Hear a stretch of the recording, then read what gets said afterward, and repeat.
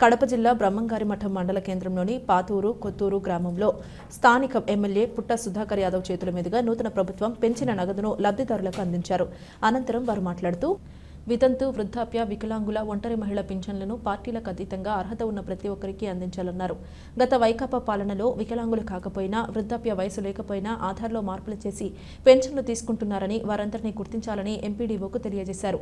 వైకాపా పాలనలో ప్రభుత్వ భూమి అన్యాక్రాంతమైనదని, వైకాపా పాలనలో అడ్డగోలుగా ఆక్రమించుకుని ఆన్లైన్ చేసుకున్నారని, వాటన్నిటిపై సమగ్ర దర్యాప్తు జరిపి భూములను స్వాధీనం చేసుకోవాలని ఎంఆర్ఓకి తెలియజేశారు. ఈ కార్యక్రమంలో అధికారులు, తెలుగుదేశం పార్టీ మండల నాయకులు, కార్యకర్తలు పాల్గొన్నారు. మొట్టమొదటిసారిగా నేను ఎమ్మెల్యే అయిన తర్వాత ఫస్ట్ మీటింగ్ ఈరోజు మన మండలంలో పెట్టడం జరుగుతుంది. దీనికి మీరందరూ చేస్తూ మీకందరూ కూడా ధన్యవాదాలు తెలియజేసుకుంటున్నా.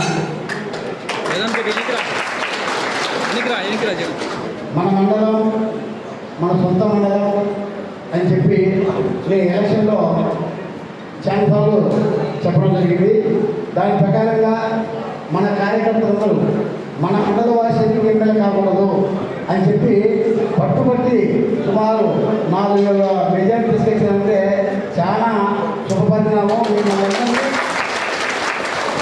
ఎప్పటికీ గుర్తింపు పెట్టుకుంటా.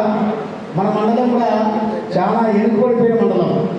ఈ వెనుకబడిపోయిన మండలాన్ని అభివృద్ధి చేయాలంటే మన మండలంలో ఉన్న నాయకుడు ఏదైనా మనకు అభివృద్ధి చేస్తారనే నమ్మకంతో మీరందరూ నా ఓట్లు వేసి 4,000 మెజార్టీ గెలిపించారు.